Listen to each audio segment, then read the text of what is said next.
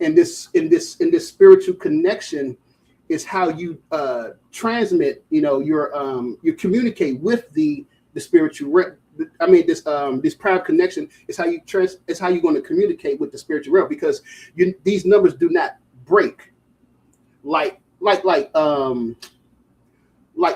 4 could be divided by 2. 6 could be divided by 2, 3. Those numbers can break. They're composite numbers. Prime numbers can't do that. So this is that connection, and this is that back and forth. So you can look at it. So it's like we live in a world today. We see the proof of living in a world where you look at numbers sterilely without any spiritual connection at all. Mm-hmm. But we can't even imagine a world where we do make that connection, because the only thing we can imagine would be ancient Kemet, the world that they built. Exactly. And why these connections? So there's a coming from that direction, how you want to approach it. You approach it from an African point of view. You want to approach it from a Western point of view. But understanding having these numbers with the universe. I think. Right. I feel like math help us understand logic. And I say that because, and even if we stick to basic mathematics, I was having a conversation with someone the other day, and it was like, well, let's take 2 + 2 = 4 for an example. You can say that it equals 4, and I could say that it equals 5. Who's right? I said, bro, we can literally sit up here and line up 4 apples, 4 trees, 4 whatever. And we could put those 4 objects in a equation like 2 + 2. And we can see that it equals 4. You can't do that with 2 + 2 = 5. Mm-hmm. You see what I'm saying? He was like, yeah, okay, now what if I do that, and instead of me thinking the equation is wrong, no, what he said, instead of me thinking I'm wrong, I think the equation is wrong. I say, well, that's a flaw in your logic. It has nothing to do with the equation itself. And I think that's what people try to do nowadays when it comes to trying to figure out the origin of all of this. They try to say that the information is wrong, but their logic is spot on. And so they're trying to overlap their logic with the objective truth that's sitting in front of their face because they don't like the results they're getting. Right. And, I don't know, bro. That's a little hit for me. What I've been realizing is that like what you say, they looking at the equation. Equation's right, but they want to say it's wrong. Right. I see that with people. It's just people who are I would say just people who don't study, who haven't studied enough. Mm-hmm. I think they haven't studied enough. And I was just thinking about this. This is crazy that you brought this up, because I was just thinking about this. I was like, why is it like you meet people basically online who you're talking about a subject? Take, for example, we could talk about black on black violence. And I could mention that, hey, black on black violence, what I'm saying? I say Amos Wilson says, the black on black violence is because, it's basically you could blame it. He said basically you could blame it on our proximity being around white people. It comes from, being in proximity to them this whole time. And as a kid, my dad would say stuff like that. My dad would say, people, these kids out here, shooting each other or something, they just acting like white people. They don't understand it. And I'm like, what? What I'm saying? As a teenager, I couldn't comprehend that. I was like, man, that's just how they get down, man. Pop don't understand in the hood, yo. You know what I'm saying? I'm like, you don't understand. I didn't know at the time, but at the time, it's funny, I didn't know my dad was he was a gangster, yo. He was not like a gangster in our sense. He was a Black Panther. He was a Black Panther gangster. He didn't have a problem with, putting hands on white people. But I found that later on. I found that out later on in life when I got my 20s, my late teens, I should say. My sister told me my late teens. But anyway, this concept that, I was thinking about that, and I was like, yeah, a lot of people, if I say something like that on one of the platforms, everybody, jump on me and say, yo, what are you talking about, this and that? And I'm like, well, that's what Amos Wilson talked about. But if you haven't read Amos Wilson's book, you're not going to understand it. You know what I'm saying? And one of the things that he said, he always recommended books, and he recommended this book called Neurotic Styles by David Shapiro. And I got that book, man. I had to get it. I said, all right, let me check it out. And I tell people this. I say this a lot. I tell people this all the time. When I read Amos Wilson, he was always like, you have to look at this from a Black perspective. When he was talking about, taking psychologies, these sociologies courses today, people just think it's just universal. And I talked about this like in my math presentation that, there's no such thing as universalism. Right. That's what, the Europeans came up with. And he said, we have to stop doing that. He said, when you take these classes, you have to start asking yourself, how does this hurt Black people, or how does this help Black people? Mm-hmm. And so ever since he said that, and this was what I got in Amos Wilson about 20 years ago, right when I started college. I think my first year, about 26 years ago, is when I first got in Amos Wilson. And ever since he said that, I've always looked at things like that. So when he said, he recommended Neurotic Styles by David Shapiro, I was reading this book, and the guy, he talks about how do you recognize neurotic? How does an individual get to become this neurotic personality? How does it evolve? So he tells you step by step what happens. Basically, he says, the neurotic personalities, they're easily manipulated, and they evolve by people who don't have a factual foundation of like history of factual events, and a strong foundation in their minds. What happens basically if you only read fiction books and sci-fi and mystery stuff like that, you're easily manipulated. They're easy people to control, something like that. He was explaining that, and and again, Amos Wilson would say, how does this affect Black people? He said, don't read it. He said, actually, because he was talking about the book. He said, actually, he's giving you a formula of how you create neurotic Black people. And so he breaks it down, and he goes and he shows you through the history. So again, it's some things like he's not basing it off nothing. Right. He's basing it off his research, because he was a professor of psychology. He has his PhD in psychology. Mm-hmm. Yes, he studied at these white universities, but he did what? He decided to decolonize his mind and approach the situation from a Black point of view. Exactly. And that's one of the things that the Black, that's why we have a Black, what's it called? A Black association, an association of Black psychology in America, because you had all these Black people who had psychology degrees back in the 60s. And it was like, I think it was 60s or 50s, something like that. They would start realizing like, hey, wait a minute, this so-called universal psychologists don't work for Black kids. Right. And they come up with their own psychology department. And so we got a lot of Black people that came out of that department that wrote a lot of good books. Like I said, my favorite, Amos Wilson, Francis Cress Welsing, Marima Ani, they all talk about this stuff coming from, this African perspective or a Black perspective. And if you're not reading Black psychology books like that, you're not going to understand that. You know what I'm saying? Everybody has their field. Not their field. I would say, this, because for the most part, we understand that you see people that's online. This is mostly a hobby for us. Right. Coming on here, having these discussions, and reading on these topics and stuff. And you have people who they delve deep into, Bible topics. Yeah.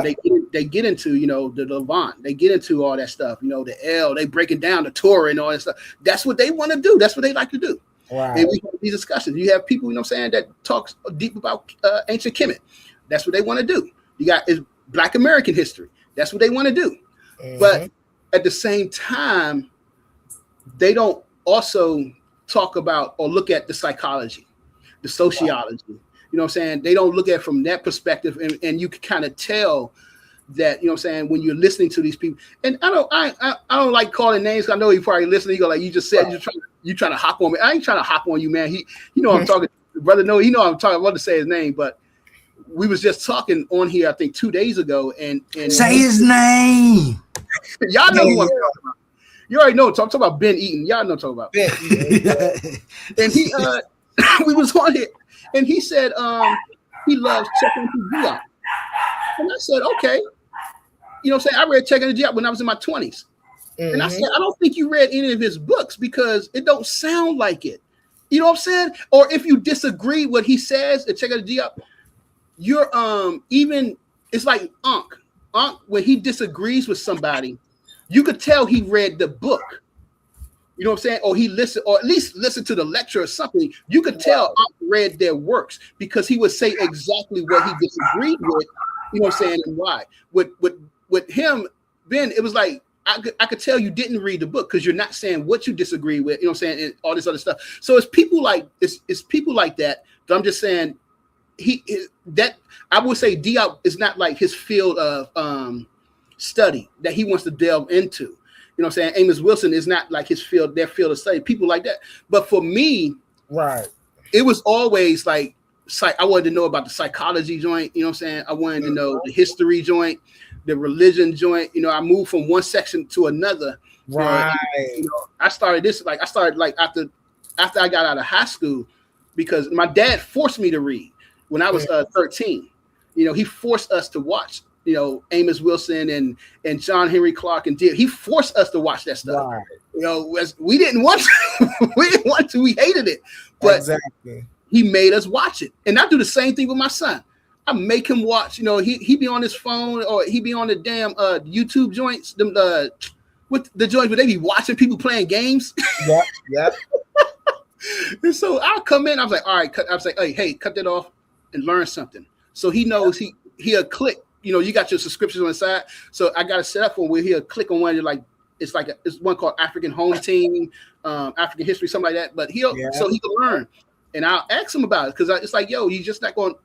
You want to educate them. You just don't want them to be dummies and stuff. You know what I'm saying? Mm-hmm. You know, so I think we have a lot of. So yeah, like I said, it's a hobby for us. You know, a lot of us like even only. You know what I'm saying? Only field is philosophy. He delves deep into the philosophy, and I could tell because he be mentioning names of people like Descartes and them, and you know Spinoza and them, and I'm like, what? You know what I'm saying? It's stuff that he read because it's what he liked and he loves it. You know what I'm saying?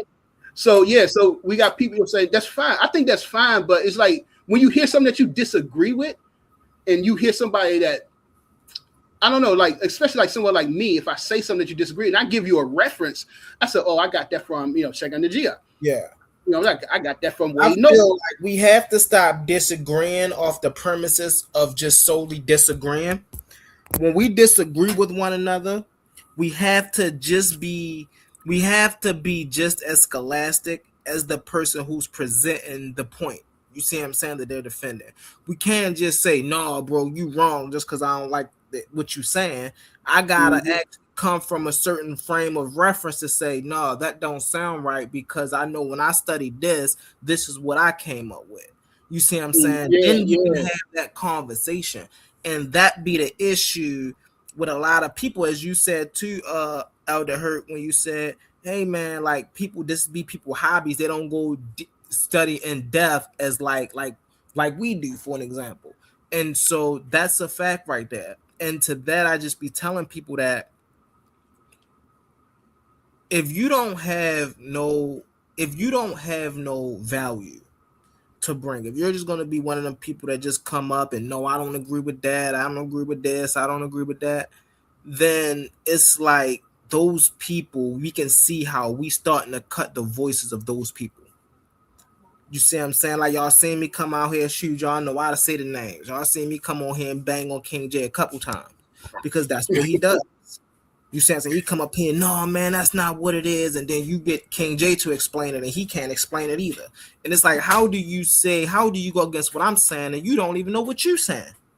We can't have, and then y'all are the ones, y'all want to be called researchers and scholars. We can't call y'all researchers and scholars because for you to be classified at least as a researcher, you got to know what you're talking about. These people up here don't be knowing what they talk. Like at least with quantum, like you were saying earlier, Elder, at least with quantum, when we listen to quantum, people might agree, they might disagree, but at least listening to quantum, he know what he's talking about. Whereas though, I think like go ahead, Elder. No, I'm just saying like I said, I think it's just like you said, people who just you want to come up and argue, but like I said, I don't got a problem with it, but if somebody is pointing out that your knowledge is kind of limited. Mm-hmm. I guess we shouldn't. It's not an insult, but if, you know what I'm saying, if I'm pointing out that like the brother we was talking to the other day, I don't know if he was on here, the hoodoo voodoo guy. I knew that's where you was going to. Yeah, I thought that was kind of the person. I didn't mean to interrupt real quick. I thought that was kind of what you was talking about when people come in. That's why he had me on the edge of my seat because of the way he formed this question. And I know if you would have sat down and thought about it, you would have just been like, well, he's forming a question that he know we have to say no to, and then talking about checkmate. And you seen it later once I started talking to you. I see you saw it. But I think them the type of people that you don't have to lead to that water. So they already in there. You just got to go ahead and take them down right from the jump. Yeah, you know it. There's some people on here, and see, that's the fallaciousness that we got to deal with on here. Some people on here, we can tell some of them did the study, but they just wanna be the antagonist for the day. I want to see what y'all bring, and I want to see if I can rattle some of the feathers up in here. You see what I'm saying? And those are the people that you don't take too serious, because again, they don't have no information of their own to bring. Mm-hmm. You know what I'm saying? They don't got nothing of their own to bring. That's what it was. That's how it was yesterday. Because once I started asking him questions, and then you start to realize, like, wait a minute, you don't actually know what you're talking about. Mm-hmm. You know what I'm saying? He had that one point, but he couldn't expand away from that one point. No, he couldn't, because he had simplified his question so much. Can anybody show me evidence that they have DNA? You know that nobody got no papers that say that, because you can't find that type of research or anything. These are logical deductions of why we are these people. And that's why I know if he would have stayed on there longer, y'all would have started eating him up, because y'all was. That's why he said, I only got 5 minutes, because Humble came with the DNA research, and then Hurt, like you said, you start asking him them questions, and you could tell that he didn't have, all he had was 1 point. That's why he'd always say, I just want to get back to the point. Does anybody have it? You know what I'm saying? And that's when I was like, if I may, this is why being so well-rounded matters, right? Because there was a point on that live where me, Herc, and Heru, I think that was who was the other guy? Oh, Asam Kha. Asam Kha. Me, Herc, and Asam Kha were all talking about other ways that you can trace the.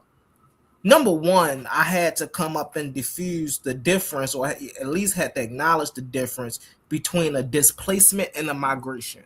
Mm-hmm. And then we had to go in and say, well, you can see the tracking or the mapping of this culture when you look back at it. You don't only have to tell by language. You don't only have to tell by DNA. We have anthropological aspects of these people that we can go back and trace. Oh, well, they were doing these type of practices. They were doing these type of rituals. This is how we can tell they were telling time down here.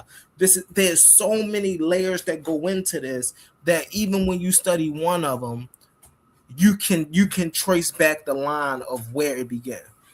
And it doesn't go back to where these people be trying to say this is the issue with the Hebrew Israelite thing. Oh, well, we could tell that we're those people because it go back here. Since when? What evidence do you have to prove that? Because if we go off of evidence, when we go off of all the steles that we talk about every day, they all date back to Canaan. When we go off of the language go back to Phoenician Canaanite. When we date back to the cult, all of the culture is all of over there in Canaan. Then they say, well, y'all act like that Canaan not a part of Africa. Well, if you're saying that Kemet ruled territories over in Canaan, yeah. But that don't mean that Canaanite people became Egyptian people, which then rectifies that, oh, well, we can say that we're those people. No, because those people had two different cultures. And we can see the cultural overlap. That's why I asked Asam Kha to tell the difference between the adoption of a culture and the continuation of a culture. Because Hebrew Israelites always like to say, oh, well, they got everything from Cush and Nubia and stuff like that. And it's like, no, you don't see that in them earlier days that the cultures was the same. That's a continuation of a culture. That's not the culture adoption. Now, when we get to the 12th century BCE, 11th century, then we see all the culture appropriation where they start to get all these things from the culture, from other cultures. And then the birth certificate is the Bible.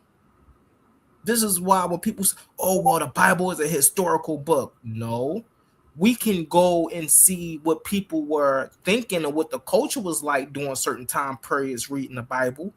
But when we're talking about the characters in the Bible and the event in the Bible and stuff like that, nah, that ain't historical. Right. And so people just haven't, like Elder Mansa said, people just haven't done their studies, man. And you can, what did people like to throw up Shankat Diop? But what is one of his famous quotes?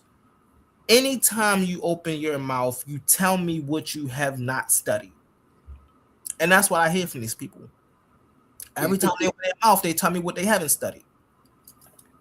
And what his other quote was what? If you want to understand ancient Kemet culture, you got to go into Africa. Not yes. Yes. If you want to understand Kemet, you must go into Africa. So it's like I said, it's interesting that you still see so many people so stuck on doing these deep dives into the Levant, into the Torah, all this stuff. Is like, why are y'all still doing these deep dives? And like earlier in the video earlier when the guy God Justice was talking, and when he was talking about a closed system, universe being a closed system, and which I would argue that it's not. Yeah, but that was it. That was the point right there.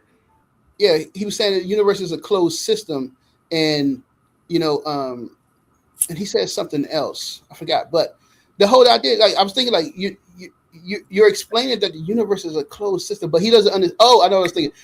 He wasn't understanding that his information comes from also a closed system, a Eurocentric system, which is a closed system, because you're not taking any information that comes from outside of that system into your studying and your reasoning. Right. And so, I was thinking about that because he kept saying the closed system. I was like, your whole view is from a Eurocentric closed system.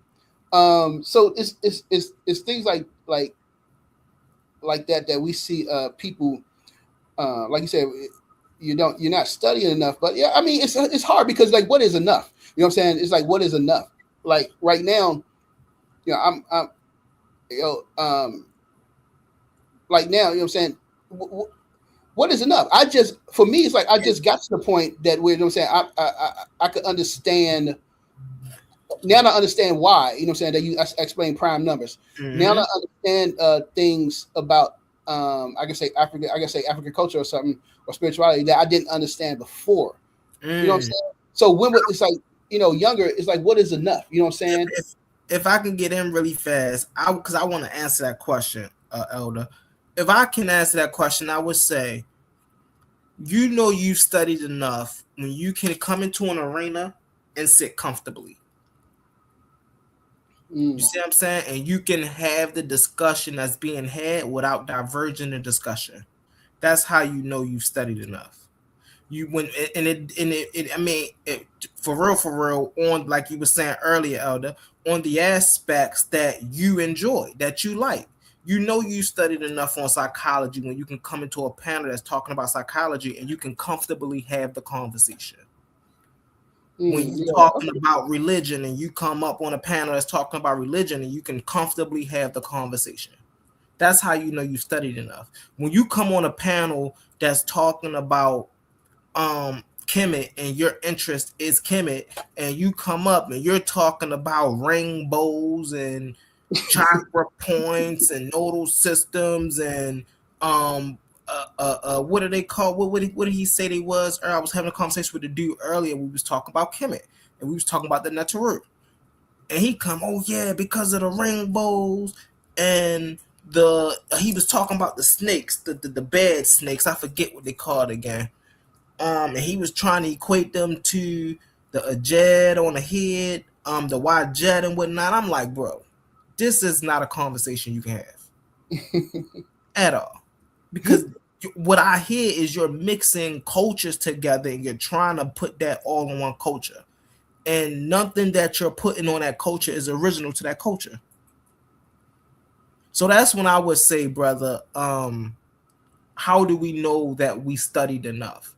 When you can go into a study of interest and you can have that conversation. You see what I'm saying? If I can give it another example, I know I've studied enough on existence because when I sit across from Quantum and me and Quantum have the conversation on existence, we comfortably have the conversation. I'm not saying no wild stuff. He not saying no wild stuff. We're both bringing clarity to the conversation. You see what I'm saying? Right. So I that's agree. what I would say. Yeah, I agree with that because I do hear like I be in a chat of conversations. I don't hop on because because that means I got to go out, pull out some book that I got to read up on. You know what I'm saying? It's like I ain't gonna hop on that joint because I haven't been studying that subject in depth.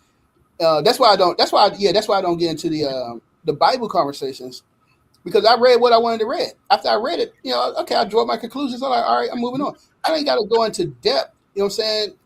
To understand, no, because again, these conversations you're gonna have to go into depth. And they going, and it's like I didn't read this scripture. No, I don't know. It's like, no, man, I ain't gonna do all that. But definitely, I understand that. I want to point out something as well. I was over on my home planet earlier the other day, Bigo, and we was the dude, Mr. Say, we was talking, and we got into the conversation of polytheism. And for some reason, the dude, Mr. Say, didn't know what polytheism was. So he started asking a panel, what's the definition of polytheism? So somebody responded, well, why don't you look it up? No, I want you to tell me. No, bro.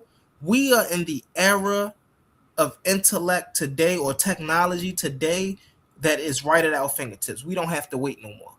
Mm-hmm. If you want to know what polytheism is, you can go right to your chat box, look up what is polytheism, it'll give you the definition. We have to stop being lazy about this. Again, it goes back to what we was talking about earlier, Elder, when we was talking about people doing things facetiously. I'll ask you the definition of polytheism facetiously because I want to see if you got it right here or not. When I can do the same thing you asking me to do. Like, if you ask me what's the definition of polytheism and I don't know it, I'm going to look it up.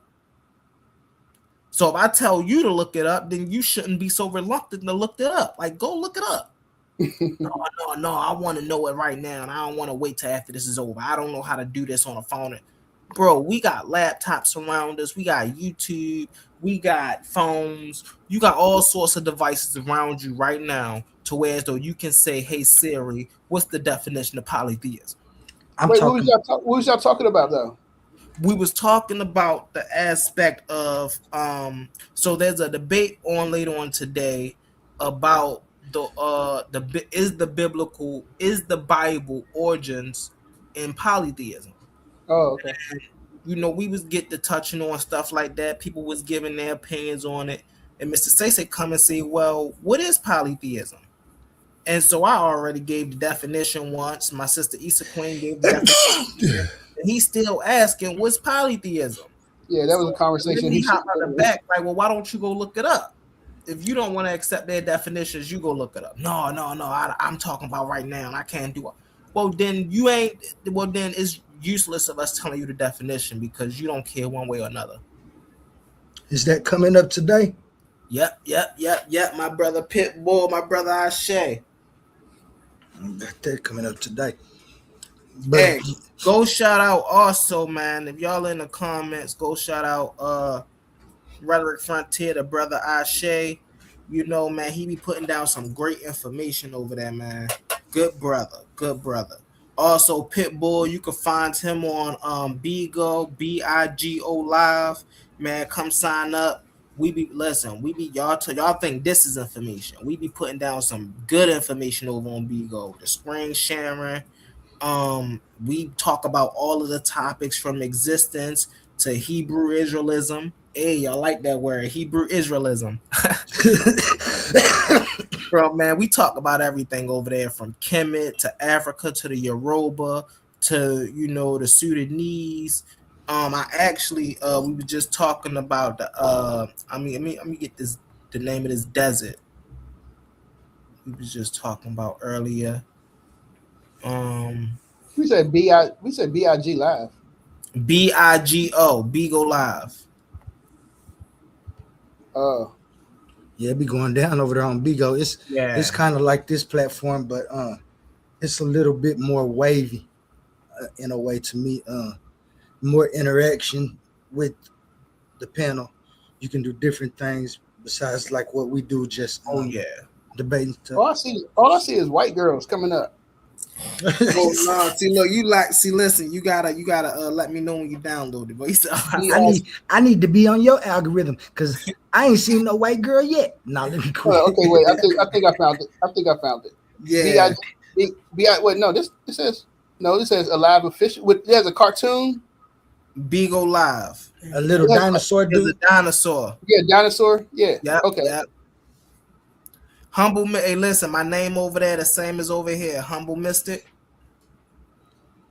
Wait, do they have live videos? Yeah. Yep. You go live over there. Wait. With the white girls? Yeah. Hold on 1 second. What I'm gonna do? Hey man, so are you in our back chats? Yeah. All right, I'm about to send a link to the back chats real quick to one of the panels. This has nothing to do with him. You go real cool. But I'm serious. I'm looking at the little Asian girls on the screen. That's what I'm saying. Is this a joint? Yeah, it's gonna be some Asians. Yeah. You gotta find. I don't see the live joint. I don't see the live video. You gotta download it. Oh.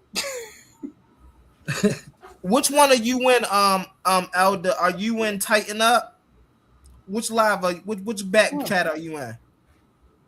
What do you mean? I'm on Titans. Are you in the Gauntlet? The Gauntlet. He in the Gauntlet. I think he in the Muscle too. No, just send it on Facebook. Yeah, I am. But which That's one? what he's talking about. What's your Facebook? What? Let me hear. Let me look. Oh, I can tell you which one he in. Wait, the Titans. It's the Titans. The Gauntlet. He in the Gauntlet. The Gauntlet. Okay. The Gauntlet. All right, bet. I just put one arm in the Gauntlet. So when you go on the Gauntlet, you can go over there. It'll take you straight to a big old panel that's going on right now.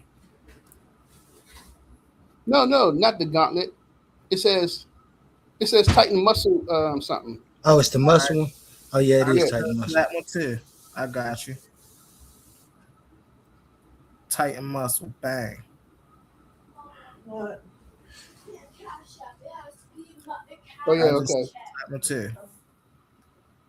Okay, I see it. Yeah, that's the fire panel over there. Listen. His panel stay jumping over there with information. Hold on 1 second, y'all. But yeah, that's fire panel. That's where we be at. That's where we also be getting into information and stuff. All different kind of conversations go down over there. All different kind of conversations. Oh, okay.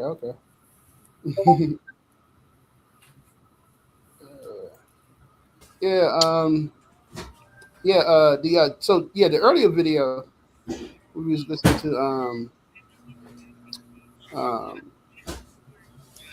with God and not God energy. God Justice. God is Justice, yeah. He was talking about the thermodynamics joint. And so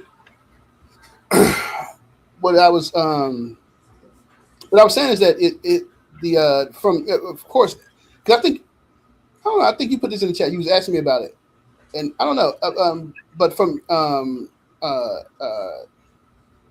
the universe it wouldn't be a closed system because if it's conscious and living, it can't be a closed. It would be an open system, a system that's like that's living, expanding. If it's always expanding, it can't be closed. And that's what they say today, and they it's proved that the universe is still expanding. You know what I'm saying? It can't be closed because it would it would stop expanding. But that's what I was saying with, because he had mentioned that he said the thing about energy doesn't die. It's just transferred and stuff, or transferred and stuff like that. Transitions is what he said. So the question would be, where's it transitioning to? This energy, if it's energy of what? Of what? People dying, animals dying, plants dying, organic, all this organic stuff dying. Where's it transitioning to? And so, in in African spirituality, we said this is the energy transitioning to the spiritual realm. There is a back and forth. That's why it can't be a closed system. The hell. Huh. So that's why, and he said the energy is being transferred, it's transitioning, but where? Where is it going? So that's why that don't make sense. So that's why it's an open system. I say that's why I would look at it as it being an open system of energy and consciousness. Maybe. I see what you're saying. Now, I think I want to say that's why when I say my system is closed, I mean it's the only system like it. As far as the transfer, now this ain't his answer, so I ain't answering for him. Remember that too. This is just me answering for me, because you asked me this question before because you had concern about it, which now I see why that's a concern. But when I say the closed system of existence and the transfer of energy, to me it transfers to possibility. Now, of course, we know there's different forms of energy, but let's just talk about a tree. Since a tree, we know it don't live at the same capacity we do, but we know that a tree has the thing that we call life. It's just our consciousness and awareness are at different things. Okay, so when we cut down this tree from its roots and shave it and its leaves and stuff die, now it has the potential to turn into a different type of energy. Not that it actually turns into that energy right at that moment, but now it's the potential, and we know that it can become energy. Now, the energy that was the life force, that doesn't leave. All it does is seems to detach from the physical object from which it was connected. And that's in my view. So when I say closed system, I close my system only to get answers to questions, because if I leave existence open, then people will say that there's something outside existence. And so I know it makes sense to you. It might not make sense to nobody else. But that's what I be saying when I say the transfer of energy. It's the potential to be something else. Before you answer, Herc, if you're gonna say something, we got Tiffany to the stage. How you doing, Tiffany? Doing fine, and yourself? I'm fine. Thank you. Hey, Tiffany. Hey, peace. Now I just came up here just to give my little build. I saw the topic that says pantheist perspective, and by someone like myself who see myself as a pantheist, right? I heard you saying something about energy, potential energy and kinetic energy, or I know you were saying something about energy. Well, this is where I stand on my position, right? So the reason why I chose pantheism is because I see the universe as God. And when I say that, only because we technically don't know any source. So we really don't know what other sources outside the universe, or, as far as like what was behind its origin and things like that. You see? So when we only know about 5% of it, okay? And so the rest of it is dark matter and dark energy. So by those two things being dark matter, dark energy, as far as my concern, I see that okay, the universe itself might as well just be the God, because that's all we know at this point until otherwise. And also we are also made of matter, and we also carry energy. And going back to what you saying about potential and kinetic energy, we carry both of those. And we also carry atoms. Did I mention atoms? Yeah, I think I mentioned atoms. Yeah, we carry atoms as well. So, we start off as being particles, and then from being particles to what we are today as humans, as organisms rather. There's a saying by Richard Feynman. So Richard Feynman, who was a physicist at the time in the 40s and the 60s, he had a quote saying, I, universe, are atoms, and atom in the universe. I, universe, is atoms, and atom in the universe. So that basically means that the law of correspondence, mean that as above, so below. So that gets into the microcosm and the macrocosm. So then at the end of the day, what is also in the universe is also in us.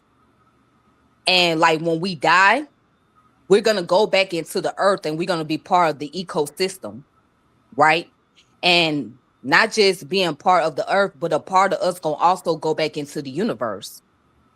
So with that understanding that I have, this is what led me into following pantheism and understanding and having a pantheistic point of view and knowledge, because of understanding how the concept of physics works, and how the concept of how the concept of science just works in general. So it led me to believe that what we're going to get to God, the closest thing to God would be the universe. So if I was to believe in a God, then it would be the universe in itself. So I just wanted to give a build on that. And that's it. Thank you so much, Tiffany. That's a lot like what our resident pantheist God Justice was talking about on this video, and me and Mansa was just touching up. Like for me, every view has some similarities. There's differences in things, and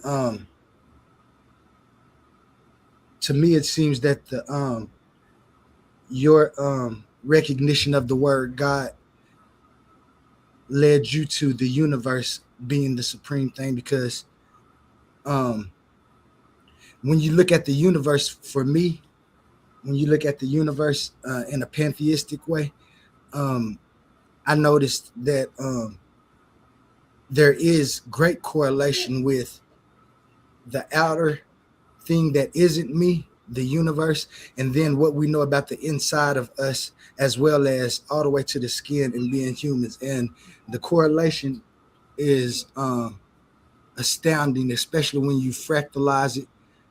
If you fractalize the macrocosm into microcosms, then we see that we are microcosms of a mechanism of persistence in some way. I call that mechanism existence of time and nature. But it's the same thing. It has the same aspect as the pantheistic view. It's just that I don't call when I recognize God, I ask what is the reason. For me, God should be whatever sustains us, and what's the reason for us. And when I look at that, it's just like you say, the universe. But for me, the universe is part of existence. And when you look at the universe, it formed some way. So something had to be in a different state, phase, or form. And that's why I say the universe, the physical part of the universe, is what I call nature. Not just the individual things that we know exist, but the processes that it took for those things to become individual. Like we become individual humans in a process, trees become individual trees in a process, stars, and then all the way up and down back to, like we were talking about, the microscopic as well as the quantum world. And once we get to the quantum world, we see this state that we call wave particle function, which means that little piece of space that we're observing has the possibility to be something until it's actualized into. And this is like, for me, it's an astounding revelation of how far we've been able to come as humans when we build upon the things that we had. Like Herc is real big on building on. I understand what he's saying now. He ain't saying that you have to change your views. He just saying if you look at other people's views, you have to, because you have those as an advantage. Whether you use them or not, you can correlate these and see what they were saying, and then see, because just like I know right now today, if one of my ancestors popped out the ground, they wouldn't necessarily say, let's go back to the way that we lived back then. They'd see running water and see things, and they see the magnificence and the genius of the humankind. And they probably understand, like, yeah, we have ancestors and we have beliefs, but when hurting them be saying going back to the ancestors, I think I know what they saying. Now he have a little bit more time, but I recognize that all of those things play a part in me having my total view. And the pantheistic view, all of those stem from us trying to answer one question: why are we here? And what sustains us? And so while the question seems simple when you first look at it, it's a hard question to answer, because we're trying to answer for a lot of things, namely morality and how we should or how we shouldn't act, finding out things that make us not have to act in certain ways to begin with, uses of technology for the benefit and not just for destruction and things like that. And so the only reason that I don't look at it as the pantheistic view is because while I do see correlations of a neural network within the microcosm of existence, I don't see it as the same neural network that we have with intention, because that part of existence is sustaining itself, that has no need for us, and we are just microcosms, like you said, fractalizations of that microcosm. I'm talking a lot, but it's okay. And what's so interesting is Albert Einstein, right? Now, a lot of people look at Albert Einstein as being an atheist, and it could be a possibility that he was, but I also read that he was a Gnostic. All right. But he studied the work of Spinoza. I forgot his first name, but I know his last name was Spinoza. And so, in the concept of Spinoza, God was based on the pantheistic point of view. Okay. So, but at the end of the day, it's basically being able to have an understanding of this thing that we call nature, right? Or understand the source in itself, right? So, because we don't really know exactly what the source is, but we just know that there is a source somewhere.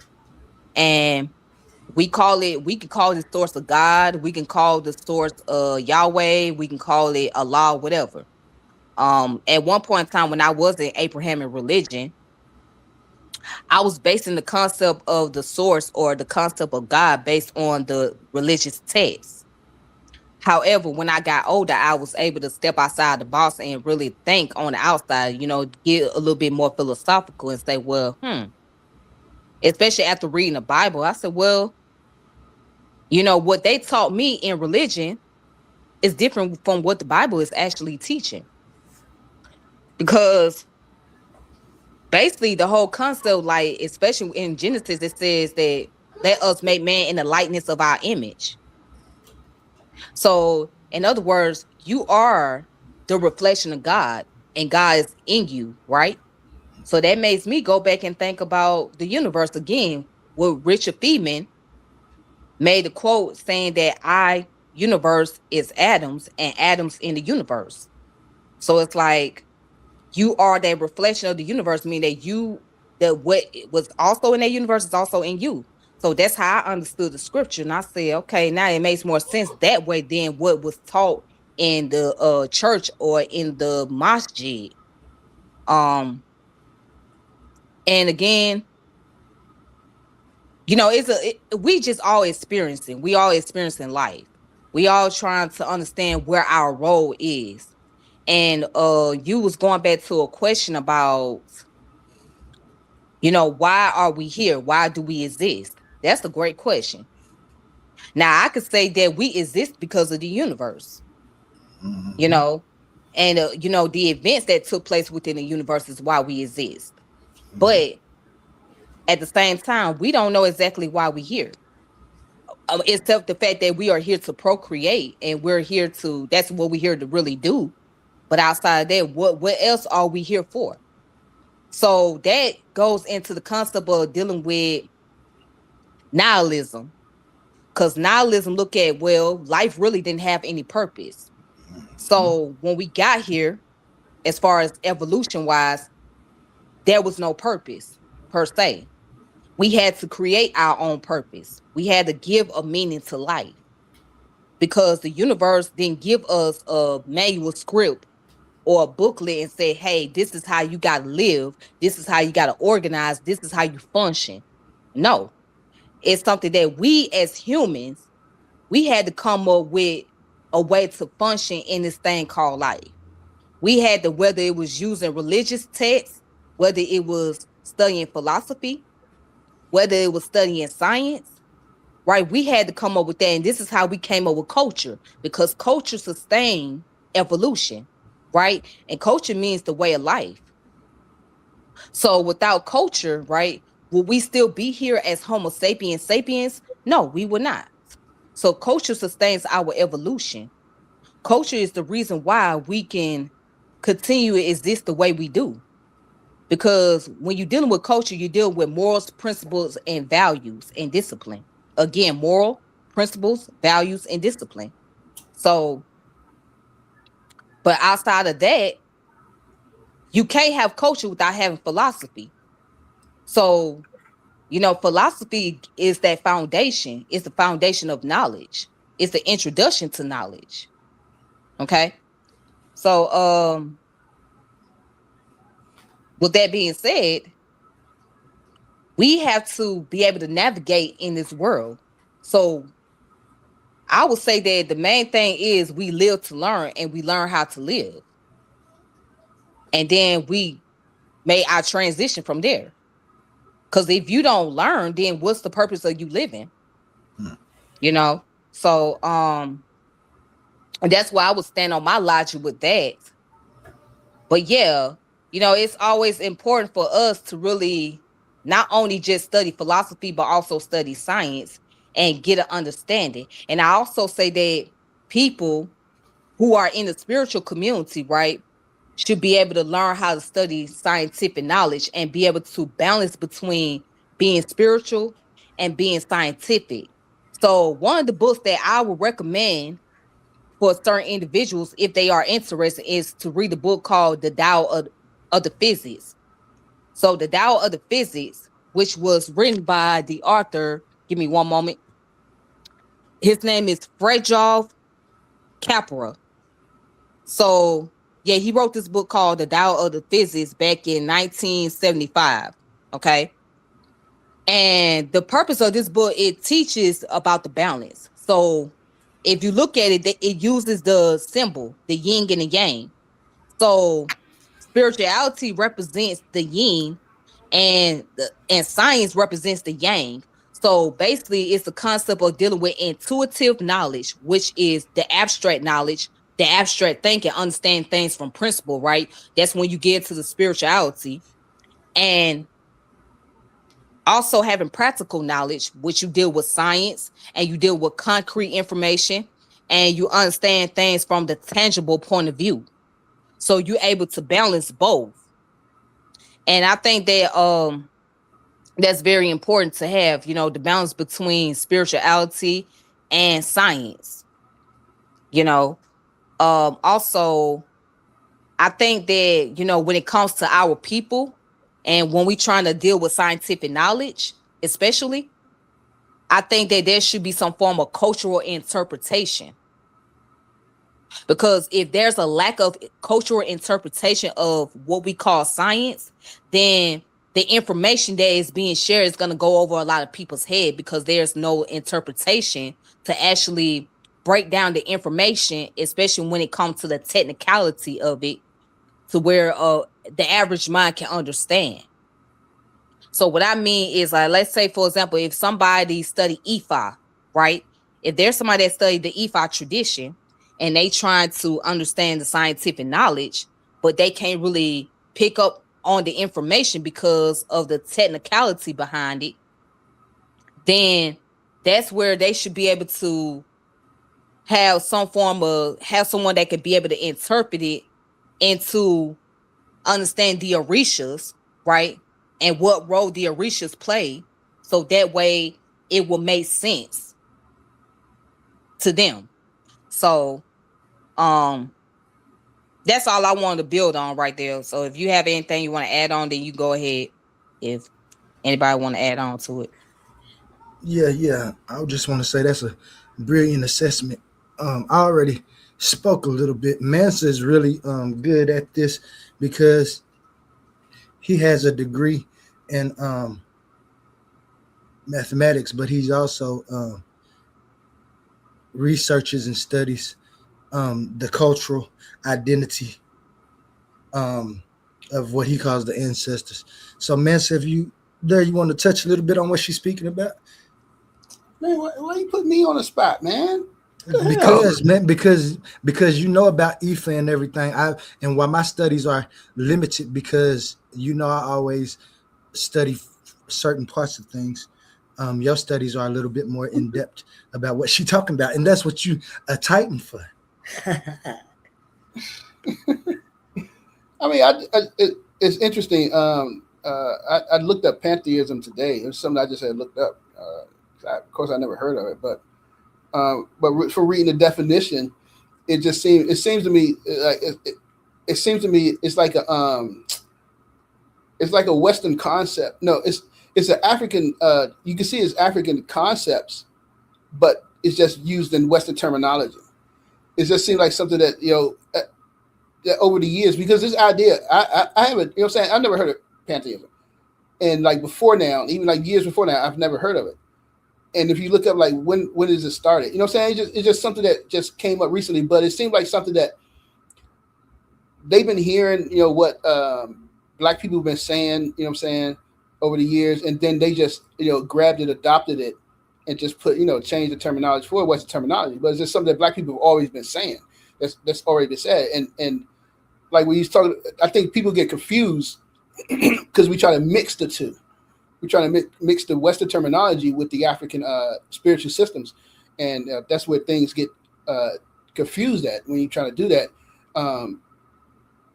Because you ain't gonna be not always be able to understand concepts from a Western point of view. Golly. But what you said about the Ifa, it's like they do have people that do that. They already have people that can explain it, break it down to you, the scientific level of it. But you got to remember, it came out of a tradition where you just couldn't get that information.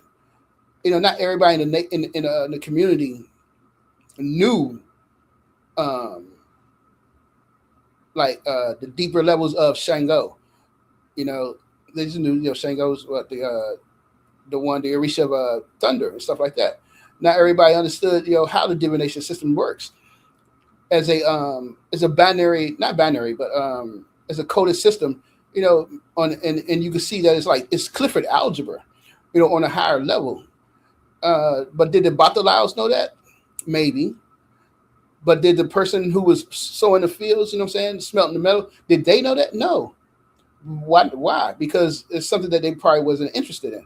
However, but you had the people that did know those things, and they were able to explain it and break it down to you You know what I'm saying? Why this and why that? It's just, yeah, it's out there. It's always been there in the communities. People to explain what these things are, especially today. But back then, if you think about, you know, in older days, talk about early times, they wouldn't have been. You just wouldn't just stuff that they wouldn't share with you because you had to be initiated into the system. And depending on your level of knowledge, then you learn these things. So it's something you just didn't go out and explain to everybody, you know what I'm saying, about this stuff. So No. I get what you're saying. What I'm talking about, those, okay, what I'm saying is, let's say you have somebody that's initiated, right, into those spiritual system, but this person is also scientifically literate. Okay. Let's say they have a field in biomedicine. All right. And they have a thorough understanding of the scientific knowledge. Right. So what they, by them being able to study the African spiritual system and have a degree in biomedicine, they could take the information they learned about biomedicine, right, and be able to translate that over into, you know, understand the African spiritual system, or translate that into one of the orishas to help those who are initiated to understand the importance of medicine and what type of role it plays in our culture, in our community. You understand what I'm talking about? yeah, that's what I said. You can't always just translate it to a Western view. I mean, you can. I understand what you're saying. Yeah, this is a role and stuff like that. But you understand they already had their own system of what it is and how to explain it. You know, that was their system. And but today I understand. Yeah, we want to. All right, so how does it relate? What is Eshu? You know, all right, what is Eshu? What is Yin and Yang? You know, how is the Simon actually? You know, who's Shango? You know, breaking it down and you saying and showing it how it relates to the biology and stuff like that. And one of the things that I like is this brother named Joseph Mponga. Yo, his videos are tight. He's from Kenya, and he talks about this, how that in African traditional African society, he's like yo, because he always shitting on the West. He's like, yo, they always looking at us badly, man. Like we don't understand this and that. But he explains why they use spirituality with their medicine, and when he explained it made sense to me. Because we all, like, from the West, we like, why would y'all do that? You can't be, you got praying and all this stuff, and the medicine, you got to heal that person. No time for no prayer. You need to get some true medicine in them and stuff like that. But when he broke it down, he was just like, I'm trying to remember, a good example. But when he broke it down, one of the things he said is like, we go to the traditional healers, and they understood that while you had an illness, a sickness within you, they would heal that sickness, but they would also ask the question, why did you get sick in the first place? All right. And then if you came back and you had this sickness again, okay, now it's like, all right, now we need to look at what's causing this. They healed you, they gave you the medicine, what I'm saying, but you came back. So there's the question is there a problem on the spiritual realm that's causing this sickness? So he said, so we have to, and he gave some examples. I don't remember, but I remember he just gave examples of people that, once they healed the sickness and, they came back staying sick, but once they healed the spiritual problem, the sickness went away. And he talked about this as being this is just a traditional thing that happens with Black people, and we just cannot strip away that spiritual side, because when you do that, we still have issues in our communities, in our relationships, and we don't connect that spiritual side to the physical. And I mean, he was breaking down how how it relate to the country, the nations, and how the Europeans, when they came over, this connection is not solving the problems that they having over there today, because a lot of people refusing to acknowledge back, deal with that spiritual side where you have to, pray to the ancestors, give offerings and libations and stuff like that, and resolve these issues that are in the spiritual realm. And he was saying this is one of the main reasons why we can't get back on track. And when you now, it sounds weird. And And when you sit back and think about it, like he said, if you sit back and think about it, we have all this technology today. We have access to it with our people and with our community, you know, but yet we still allowing other people to exploit us. You know, he's talking about China and Europe and Saudi Arabia on this place, the company and stuff that's over there that's exploiting them. And he said, we're not even understanding this. But but the thing was, you know, the thing about he's trying to say was that basically, you know, you have that spiritual connection that's not explained in the Western style of science, because, you know, we don't, it's not accepted that spirituality has an effect on the physical, or, you know, it's anything to do with it. But I think that's not true, because we know that something unseen has an effect on physical that is seen. You see that with the wind. You know, you can't see the wind, but you see it blowing and it has an effect on the trees. Things like, you know, stuff like that, you know, atoms and stuff. We can't see them, but we know that they have an effect in our reality. You know, it's an effect on us, period. So, yeah, I think this whole concept of like the Western, maintaining Western, for me, I say it's time to put Western science on the back burner and bring forth the ideas of African science and try to implement them, and let's see the change. Because we're living in a world that's unsustainable now, that was brought forth through Western science. So it's time for things to change. And you see this in research, you know, kind of a lot of the latest research they talk about including ideas, ethno-scientific ideas. They call it ethno scientific ideas and stuff like that. But it's a thing. It's a thing it's kind of like I said, it's kind of hard to think about because we grew up in the West.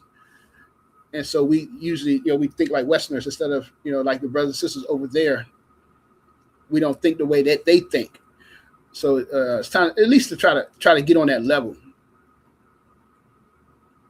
And that's what I mean about cultural interpretation. I do exactly get what you're saying, but let's look at like this. Science is universal. Science is universal. And I do agree, we need ethnoscience, because when you have ethnoscience, you got the cultural interpretation of scientific knowledge. Okay. But at the end of the day, science is going to always be universal. You know, it's not just a Western science. It's not an Eastern science. It's not an African science. It's a universal science. However, it's just the cultural implication behind the scientific knowledge. And that's what we need. So, and I do agree, that's where it comes in, where we understand the African cultural interpretation of scientific knowledge, because that will help us to be more inclined, and that will get us more involved into like studying more and do more research and do more reading on information, and not just look at it from the Western lens, but understand it from the universal principle and understand the cultural meaning behind the universal, you know, the universal subject, the universal knowledge. But I mean, I understand what you're saying, but I would argue that science is not universal at all. I mean, when people try to say it's universal, they usually think about the pure mathematical aspect of it. But like Marima Ani points out, that science, the universalism is how the Europeans got to sell their point of view on what science is by claiming it to be universal, and go by their definitions of what universal is and what isn't science, what is science and what isn't science, and that's how. You know, like I said, when we try to say universal, you probably think of the pure mathematic aspect of it. That you could say is universal. But like Amos Wilson said, you know, science wasn't found on an island by itself. It didn't come from a vacuum. It came from the minds of humans. This whole concept of science, of, you know, what is think about this. I've been thinking about this every time I hear the Bama Ankh say this. He says all the time, it took 300,000 years from man to go from the humans, we say Homo sapiens, to go from, you know, cattle herders, something like the cattle herders, you know, to, you know, abstract thinkers of modern science, you know, to get to scientific level. He said it took 300,000 years of that. for us to go from that level. What does he say? It's not cattle herder. You know, hunter gatherers. Hunter gatherers is what he said. It took 300,000 years, you know, for us to go from that level. Hunter gatherers, you know, to you know, these modern scientific thinkers, stuff like that. That's what he says. Now, that's a Western that's a Western way of looking at it. Why? Because you are automatically assuming that the people back then, we could say 290,000 years. You're just giving that time, the time they got up to Kemet, and let's go on to, you know, modern day. I'm just saying, I'm just throwing out some numbers, not accurate, but that's a Western point of view to say that those people back then were primitive, and today you're modern, because you're looking at time as a linear. It's going into linear aspect, and we know that African people did not view time as linear. It was circular. So when they viewed things happening, they saw these events happening as time repeating itself. They coming back around. It's something that's happens coming back around. And so when you think, you're not considering what they did in the past as scientific or advanced. But when we look back and we see 70,000 years ago in South Africa with the Adam calendar, they literally built a fractal. Not only that, they were moving some of them stones weigh a ton. So they were moving 1 ton stones back then, 70,000 years ago. The Adam calendar did what? It marked it tracked the precession of the sun, I believe. But it was an astrological place where they was doing calculations of the universe. But if we think that was primitive, we won't look at it no more. You say, okay, that was just primitive. But we don't ask the question of why. Why were they doing that? Why would you need to do that 70,000 years ago?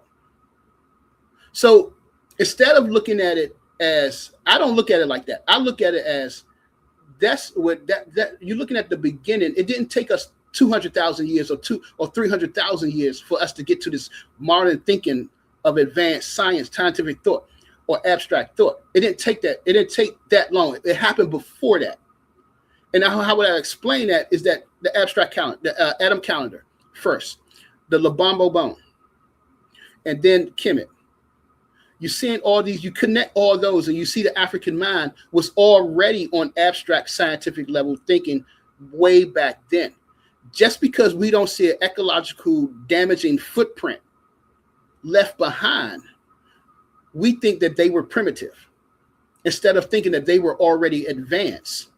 Matter of fact, they were so far advanced that they were smart enough not to leave any pollution behind. See, we don't think about that. And so that's why I'm saying science is universal.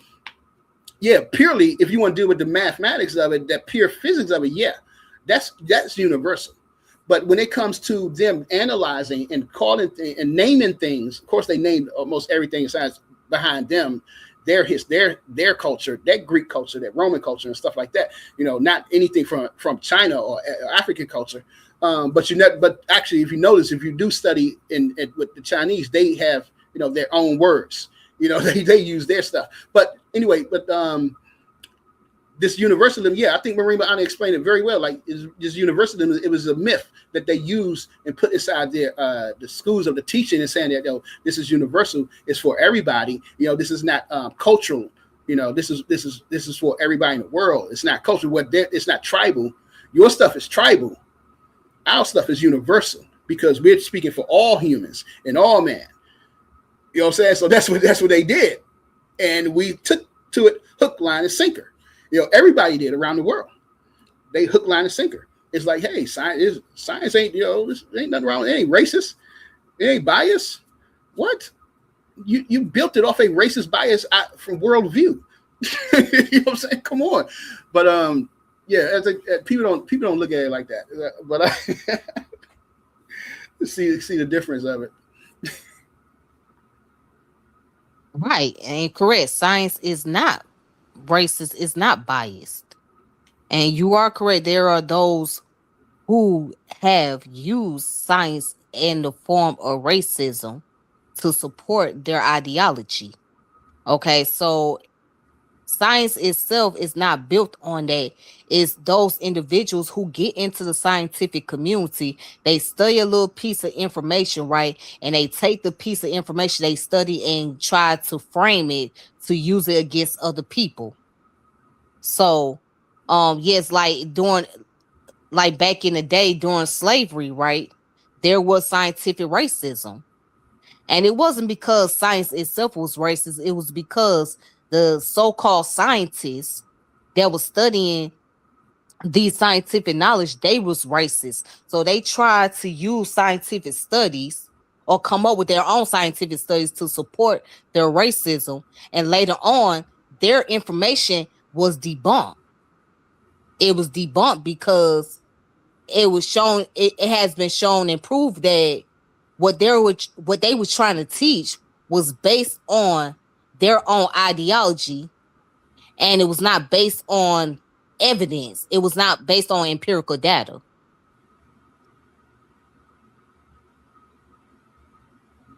So yeah. So yeah, that's the thing right there. Yeah, so that's the issue. But when I say science is universal, it means that basically all the stuff that we learning, right? You know, you can't take it away. So, like when you learn about physics, that's universal. All right. When you learn about biology, that's universal. When you're dealing with chemistry, that's universal. You know, so it's like you can't take those away. You can't just put them in a whole nother category.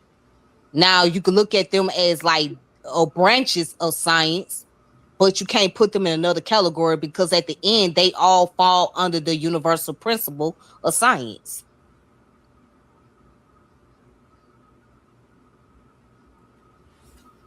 Yeah.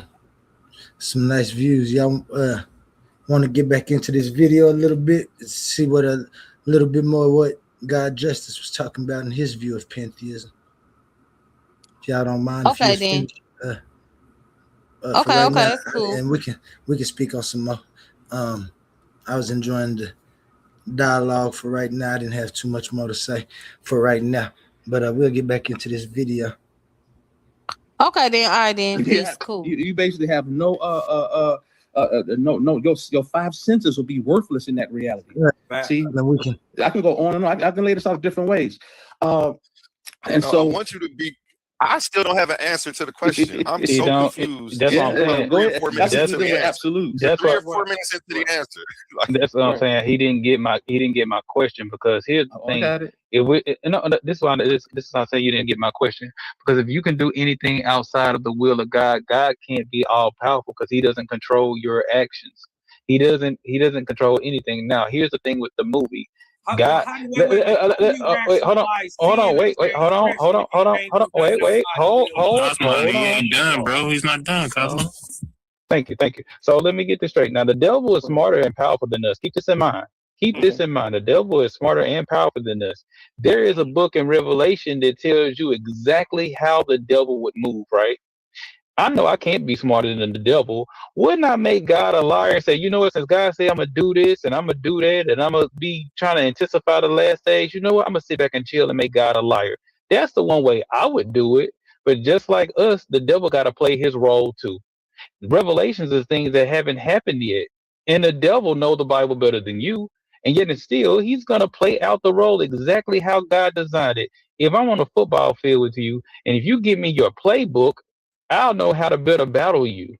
So with that being said, when you asking me something about something that switches, it's hard to determine this. If God is the cause of all things that happen, and everything is happening because of His cause, it's simply like a domino effect. We all know that, guess what?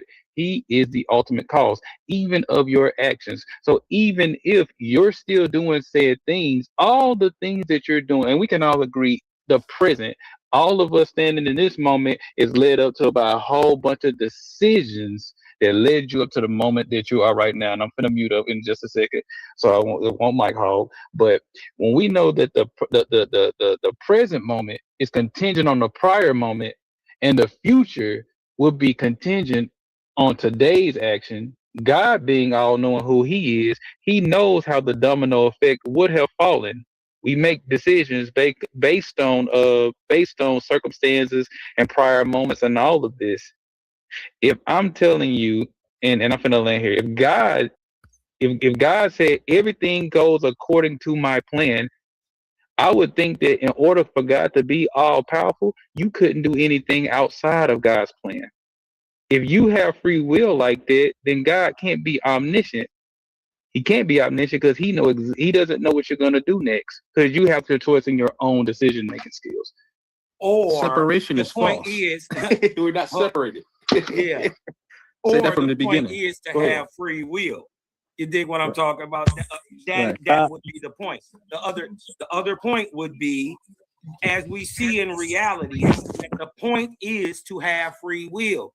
And what you're saying doesn't make sense, even in your made up world, right? In this, this situation, it doesn't make sense for the simple fact of,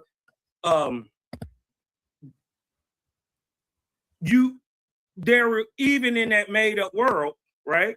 There is sin and transgression, right? What transgression is literally going against the will of God.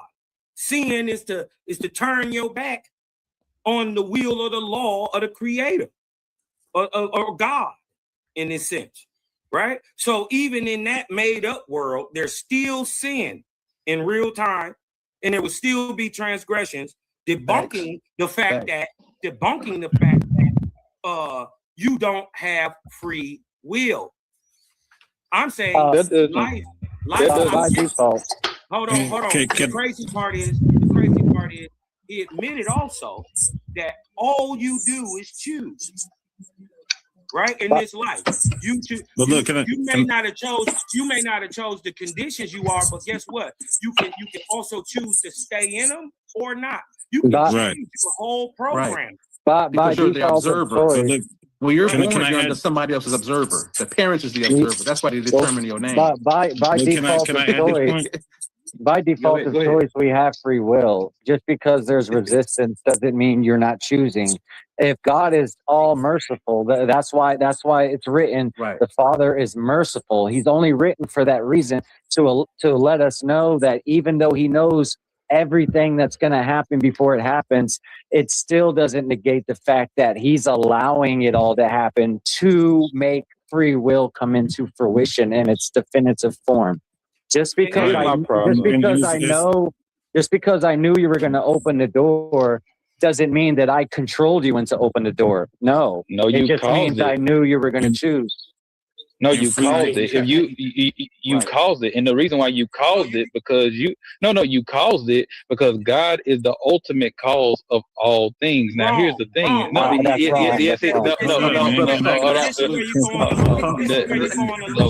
him explain before you tell him why he's wrong. That's what God is. Go ahead. Before I go into my submission, that's why I use the domino analogy as an analogous thing. If the domino that fell, which one is the ultimate cause? The domino by. Oh, do I got echo? Oh, sorry. No, that was King. No, he's talking to me. That was me. My bad. So the domino that fell, which one is the ultimate cause of that domino falling? The domino behind it, or the one who ultimately started pushing the first domino to make all the dominoes fall? Which one is the ultimate cause? The first one. Okay, so that's my point. God is the literally ultimate cause of all things. He is the creator of all things. With that being said, with Him being the creator of all things, He would be the ultimate cause. That's why it literally said, hold on. I'm trying to understand what he's saying, but if you don't get to finish his thought, that won't happen. Go ahead. Yeah, that's all. Okay. Okay, so He's the ultimate cause of all things. He's the individual that pushed the dominoes in the beginning. not the domino behind me. I'm the result of the domino that fell behind me, but the ultimate result is the person who pushed the domino. Now let's go into, because when I get cut off, I lose my thought. Well, let's go back into cause and effect. This is why I say everything goes according to the will of God. There's nothing that can happen outside of the will of God. It can't, because God planned for everything to happen. Hence, Ephesians 1:11. And listen, what I'm saying Let me ask a question for clarity, though, because you said God planned for everything to happen. That's the difference, because that's why I was trying to figure out what the actual argument was, because it was semantics and people arguing past each other. Your claim is that God planned for everything to happen. Right. Yes, everything. If I go eat a burger tomorrow, that God planned that. Like, yes, before I knew I wanted that burger, He had already planned that. Yes, and yes, if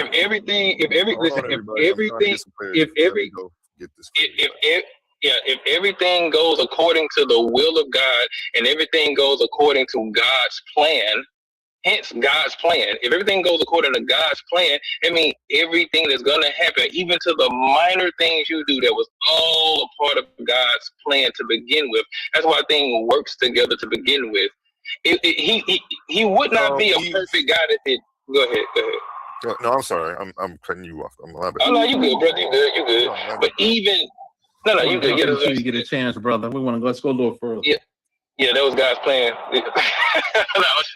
No, I'm saying is, when we come to having these conversations about hard determinism, if we understand God's omniscience, right, that means even the choices you made today literally got to start from Him creating in the first place. Him putting the tree in the garden. And I really didn't want to really debate Christian, because when we're talking about God and the simple things that when we really can't prove, that's the point we get to the point of inserting things. And then we go down a whole nother rabbit hole for real. So I'm just only sticking on the hard deterministic part that we can prove scientifically that you can't get around cause and effect. That's all I'm saying. The whole God's, go ahead. Everything is God's plan, even stuff that I don't know I want yet. That's scary territory, because then you also, every murder, everything evil, that's God's plan, right? He planned. No, I disagree. He planned everybody a purpose. If it's in the scripture, if it's in scripture, and I promise y'all, I got to bounce on the second, so I promise y'all, but if the scripture literally says this, that everything goes according to the will of God, everything, that means the evil stuff too. And it's a testament to Isaiah 45, where it said God created good and evil. You know what I'm saying? God created I got one more question for you guys, Justice. Can I have a last question? Yeah, and my last question would be, did God already know the devil was going to do what he was going to do before he created him? Well, in the Bible, God sent the devil to do all the devil meant he did. So he planned. Thank you. He sent the devil. That means that God is a demon too. So you don't believe in free will? And again, no, I don't. Okay, that makes sense. My point is, what's really scary, A1, is that the outcome of what he's trying to say is that he's saying man should take no responsibility. Right. That's not what I'm saying. Right. That's not what I'm saying. That's exactly what I'm It saying. neutralizes purpose. Exactly. It kills. That's not what I'm saying. May I build off of what he just said? That's not what he's saying, but that's an inadvertent side effect at the end of the day, what he believes in, and I'm not sure. He's not saying that. You can't blame the brother for thinking that, because that in and of itself, that's kind of what he's saying. That's not what I'm saying. That's not what I'm saying. That's not what I'm saying. The reason why I'm saying. Okay, but listen, hold on, before y'all go far. It may not be what you're saying, but it's the outcome. Implication. It's an implication. That's still a bad implication. Is a bad word. Outcome is the best. It is, and the reason why the implication would be the best. The reason why the reason why the implication would be a bad. The reason why the implication would be bad, and I know things are getting a little tension's getting a little higher, but the reason why the implication would have been a little bit bad is only because I'm only doing for what you're inserting. See, the thing is, I don't believe in this God you believe in. So without that, Okay, fair enough. I don't do personal text, but I don't believe in the God that you believe in. So with that being said, I'm only doing what you're inserting. And I'll make another example. When you come down and you insert the fact of Jesus resurrected, then I'm going to ask you how, based off the laws of entropy. I'm going to ask you the question. So if you're inserting that God is all powerful, all knowing, and this is what you're going to insert, and you're inserting this, and everything goes according to God's will. That's why I asked you that question. I still welcome that question, not just to you, but everybody on the panel. Did God know what the devil was gonna do before he created him? Yes, that's a simple question. We ain't even gotta go outside. So he's the ultimate cause. One second. We ain't even gotta go out of the Bible. The Bible said God sent the devil into the mouths to be a stumbling block for the prophets. He did that. Facts. Yeah. We ain't gotta make up no spooky ideas. The devil Thoughts or makes nothing. sense. What we're saying, So God, what we're saying listen to what you said.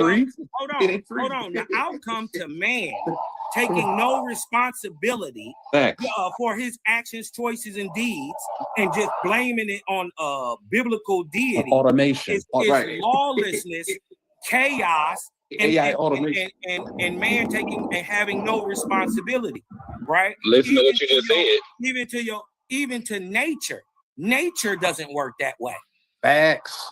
But listen to what you just said. No, listen to what you just said. We don't have to put it on a spooky level. Hold on. What I'm saying is we don't have to put it on this spooky level. We can look out into nature.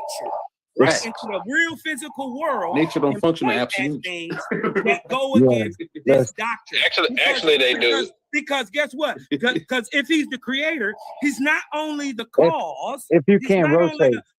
He's not only the cause and the material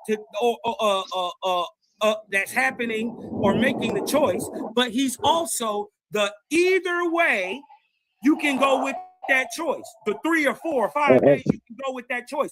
So you basically hold on. So not only is he the cause, he's the potentiality for the outcome.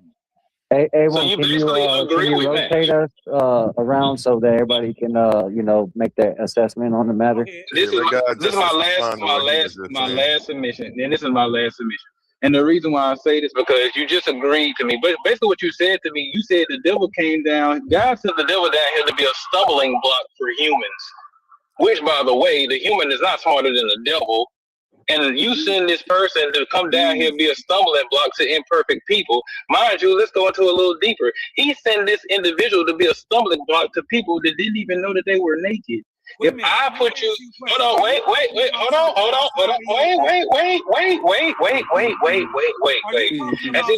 wait. You made him let you finish, Cosmo. Let him finish. Wait. So if I'm a parent, right? Right. And I got 2 children in a room. I say, with all the toys that you're gonna play with, you can play with it. Don't play with this loaded gun. I leave the loaded gun in the room with those kids who doesn't know any better. And then on top of that, I bring my worst enemy in there as a stumbling block to my children. And when you bring them in there, and I leave, by the way, and he tells the children, he said, hey, you can play with this. Nothing's going to happen to you. And my kid pick up the gun and do something harmful to themselves. And I come back in and I look my kids in the eye and I say, hey, didn't I tell you not to play with that gun? Now, I want to ask you this. Are they bad children or am I a bad father? In that story, you're a bad father. Okay, so let's parallel. So let's parallel. They didn't know any better. Okay. So I'm a bad. I'm a bad father. So here's how this parallel with the Garden of Eden. God, who's the parent? Hold on, wait. Oh, God, who's the parent? Right. This is what's going to circle to be the cause of all things. God, who's the parent? Cosmo, man. You're making this harder than it got to be. He already got bad sound. And then it's on Shadow next. Yeah. God, who's the parent, sends the devil of individuals who didn't even know the difference between good and evil, right? So God send this stumbling block to these individuals who didn't know right from wrong and left them alone with these individuals, and they ate the fruit Right. And then God's come back after saying, yo, what happened? After he the one that put the stumbling block and the tree there in the first place, is he still not the ultimate cause? No, because he wouldn't have to ask what happened if he was omnipresent.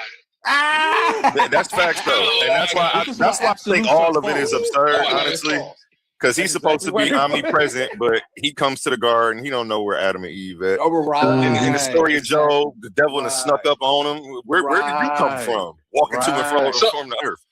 Too many stories where he's completely clueless as to what's going on for an omnipresent. So the bigger question would be, if he's not all knowing, he can't be all powerful, because to know the future, to control the future, you must have to know it. So if he's not omniscient in the way of not even knowing what his creation is, this would mean that he can't be all powerful either. Not that biblical God, right? You agree with me? Real quick, before we pass it around, hold on. I want to shout out Issa Queen. We got Issa Queen to the panel. She's been sitting patiently. How you feeling, Issa Queen? Any questions, comments, or thoughts on anything you've heard so far? This is nice. I like this. Have a good time, guys. Hey, peace, everybody. Hey, what's up, Issa Queen? Salute. Y'all know I don't believe in the Bible, so I don't really have any thoughts to that. Much love to the panel, I gotta disconnect you. I'm so sorry. I don't mean to cut you off. We'll catch you later, bro. I didn't want to leave rudely. I'm so nice to meet y'all. Host, thank you so much for inviting me to your panel. Much love to everybody. Thank you. It's nice to meet you, brother. Appreciate you. Yes, sir. See you soon. Okay. Have a good one. You should line me up with a debate with him, because one-on-one, we'd be able to hash this out. But I'm gonna let Issa Queen. We're about to set it up. I'm gonna have him back next week. We'll get some face-off discussions. Yeah, he should debate me on that. But So yeah, we can go ahead and get set up in the league and everything. Appreciate you guys, Justice. I'll message you later tonight or early in the morning. Yeah, go ahead, Issa Queen. What you gonna say? Because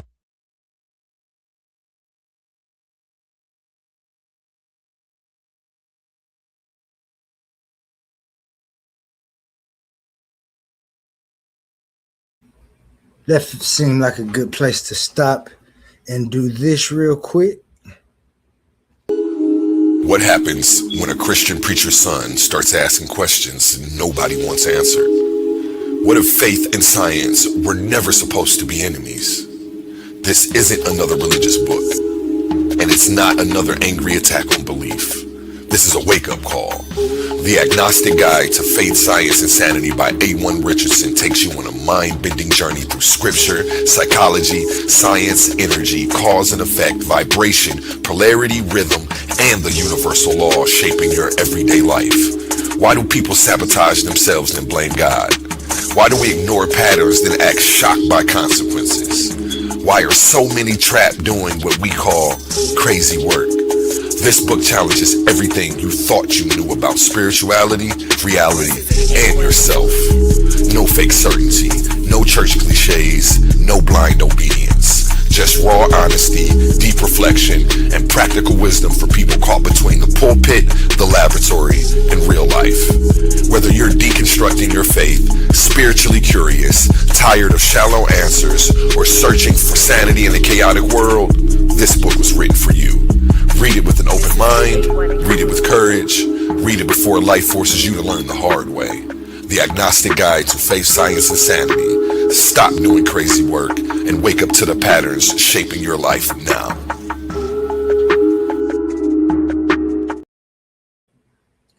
Yeah, man.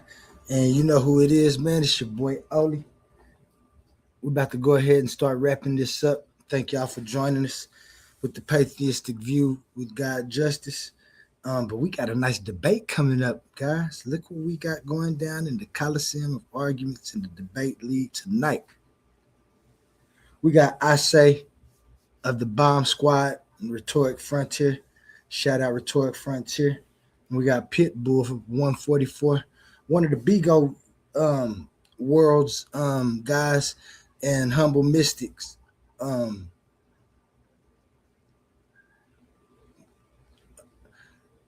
I want to say partners from Bigo, and they get together on Bigo, do the same thing we're doing over here in a little different format. But tonight we have the pleasure of hosting this debate.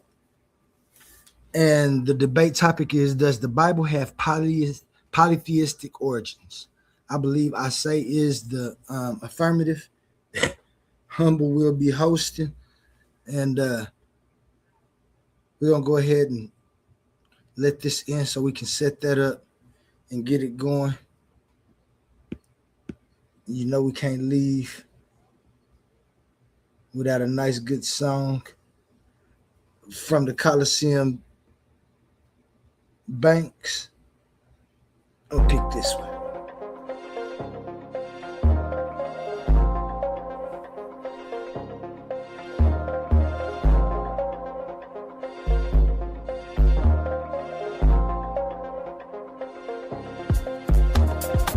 So many bodies in the cemetery, brothers getting buried. So many bodies in the cemetery, brothers getting buried.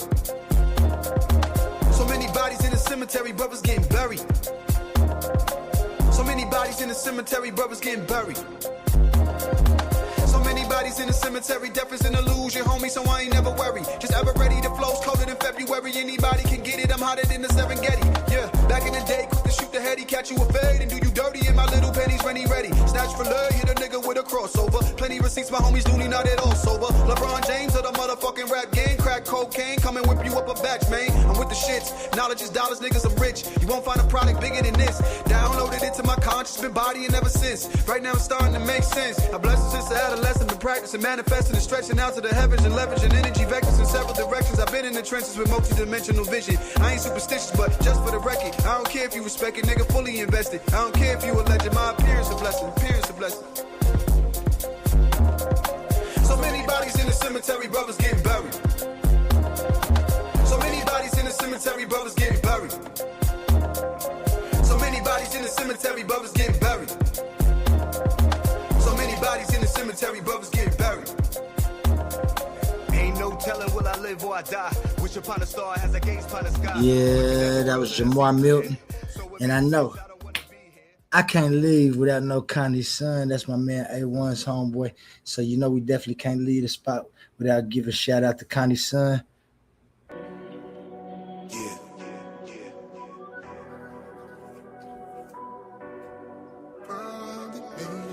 At a certain point in life, man, when you feel you made it, it's within you. I ain't gotta rap about robbing, I ain't gotta rap about dope. It give me peace to let me know I give you hope, you know I made it. Hurting like a project curtain, pockets been down to the floor.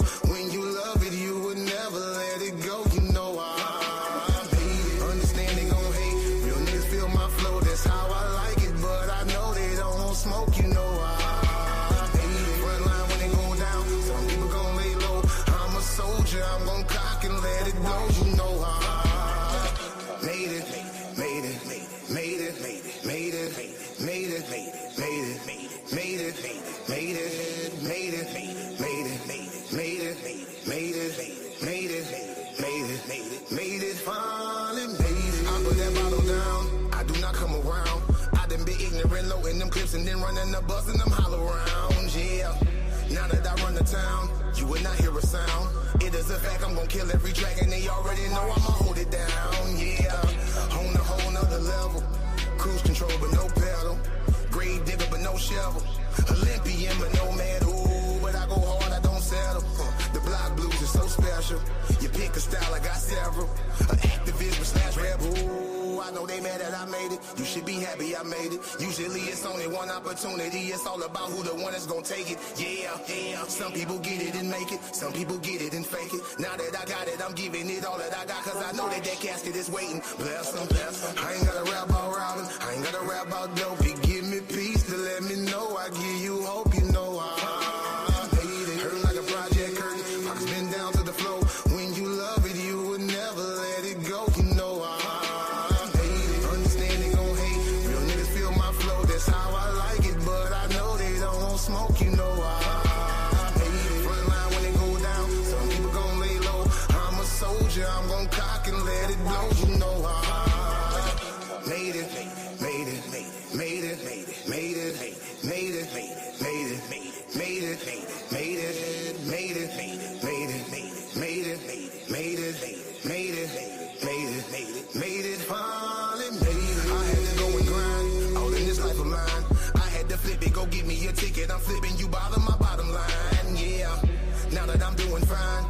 so far behind. You can get paper, but when you get paper, you people can't pay for no peace of mind. No, have a whole different vision. A Christmas gift, but no ribbon. A brand new car, but no engine. A big old house with no ceiling. But you go hard, ain't no quitting. All taking, no giving. Now you alive, not just living. Forgiveness, but no permission. They gon' be mad that you made it. You should be happy you made it. Usually it's only one opportunity. It's all about who the one that's gon' take it. Yeah, yeah. Some people get it and make it. Some people get it and fake it. Now that I got it, I'm giving it all that I got. Cause I know that casket is waiting. Bless them. I ain't gotta rap about robbing. I ain't gotta rap about dopey. Give me peace to let me know. I give you hope, you know I made it. Hurt like a project curtain. I've been down to the flow. When you love it, you would never let it go. You know I made it. Understand they gon' hate. Real niggas feel my flow. That's how I like it. But I know they don't want smoke. You know I made it. Front line when they go down. Some people gon' lay low. I'm a soldier. I'm gon' cock and let it blow. You know I made it. Made it. Made it. Made it. Made it. Made it. Made it. Made it. Made it. Made it. Made it. Made it. Made it. Made it. Made it. Finally made it.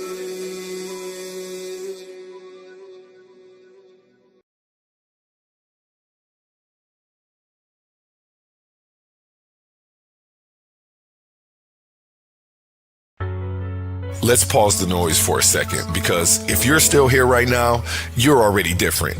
Not everyone gets this. Not everyone understands real debate, real scholarship, real intellectual smoke. But you do.